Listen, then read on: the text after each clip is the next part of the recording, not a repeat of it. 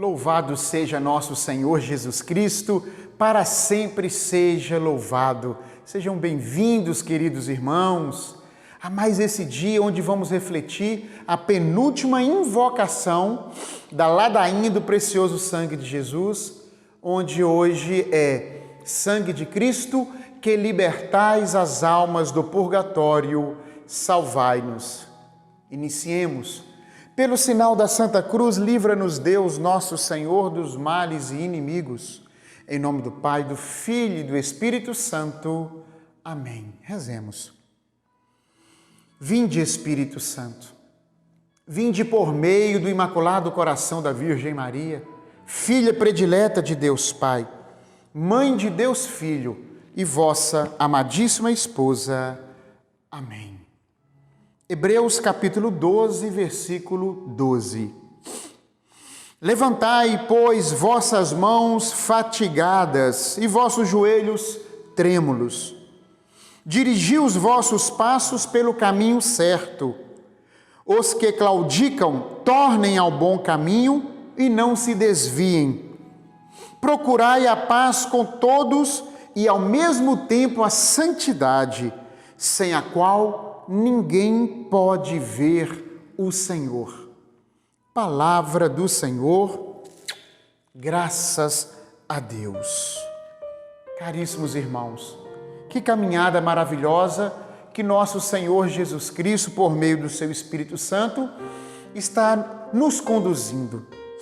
Quantos testemunhos eu tenho recebido de irmãos que estão se confessando, que estão voltando para a igreja, que estão entendendo mais as coisas, está com mais desejo de rezar. Quantos irmãos que estão se sentindo confortados, consolados, a cada dia aprendendo mais sobre a palavra de Deus aplicada em nossa vida. Eu não sou teólogo, não sou filósofo, sou um simples autodidata. Leio, fiz aí algumas dezenas de cursos no decorrer da minha caminhada. Afinal de contas, daqui a 2 dias eu faço 50 anos de idade, com a graça de Deus, e eu já caminho há alguns anos, né? Há 28 anos que eu estou numa caminhada mais assertiva. E li muito congresso, muito curso, muito encontro, muita partilha, muita direção espiritual, e tudo isso faz a gente ir aprendendo. Mas longe de ser teólogo, não sou filósofo, enfim. Mas tenho um coração voltado para Deus. Sou um homem de Deus, sim. E não consigo viver sem religião, não consigo viver sem Deus, não consigo ver minha vida fora da igreja.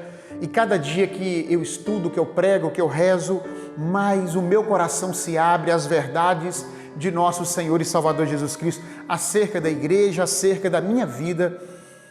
E é isso que a gente tenta partilhar aqui, vida, por meio da palavra de Deus.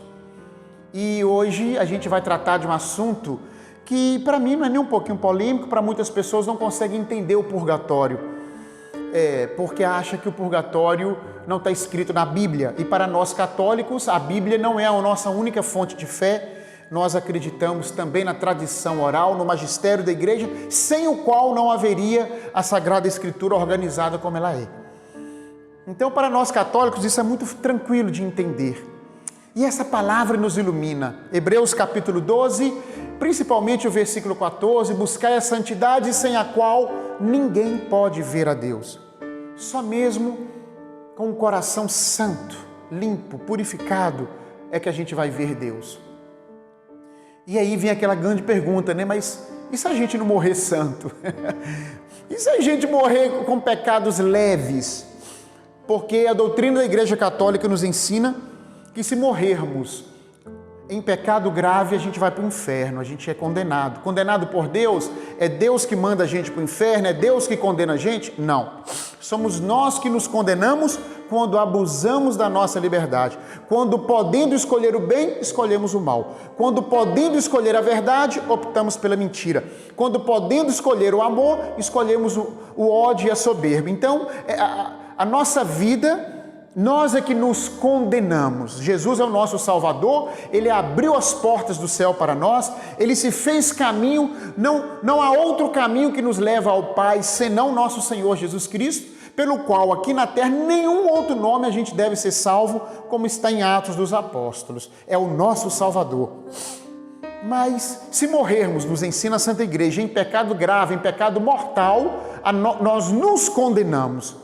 É como se a gente tivesse tido todas as oportunidades. Ninguém morre sem ter tido a oportunidade de se salvar. Deus é amor, é bondade e misericórdia, e como nos ensina em Tessalonicenses, Ele quer salvar a todos. O Senhor quer salvar a todos. Ele quer que todos se salvem, mas nem todos querem se salvar. Ou alguns, enganados, iludidos, querem se salvar, mas querem viver uma vida diferente daquela proposta por aquele que é caminho, verdade e vida. A igreja não condena ninguém. Os padres, os bispos, os papas não condenam ninguém. Nós também não devemos condenar ninguém, porque só há um juiz. O Senhor Jesus é o juiz. É Ele quem julga com amor, com misericórdia e com justiça. Nós não.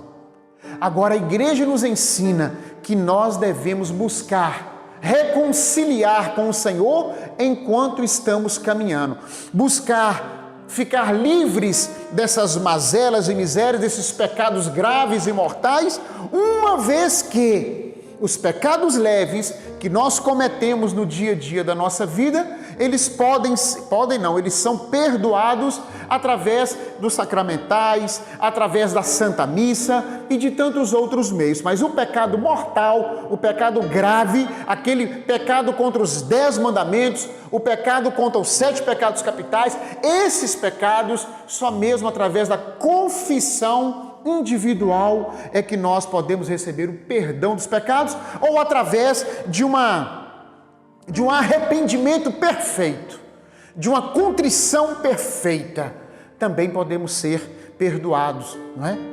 Mas a gente não vai arriscar.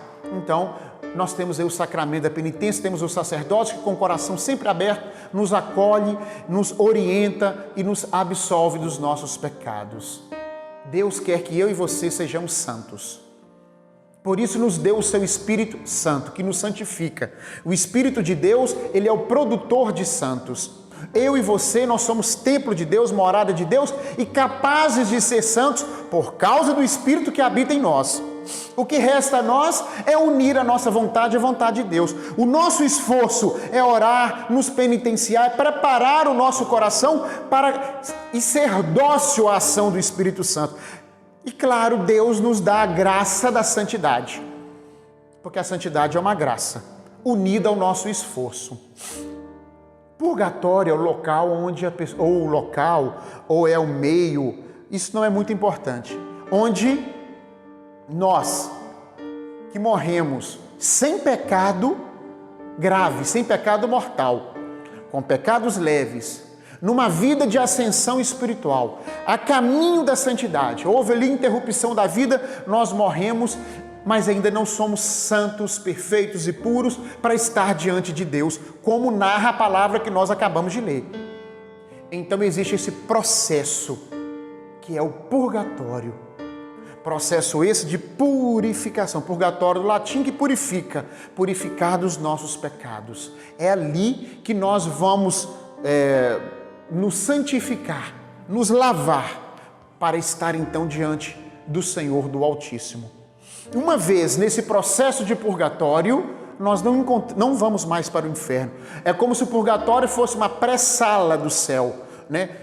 Quem está no purgatório já está salvo, mas ainda não está santo, não está limpo, não está purificado dos seus pecados. E lá purga, ou seja, purifica-se, para então entrar na visão beatífica de Deus, e entrar no céu.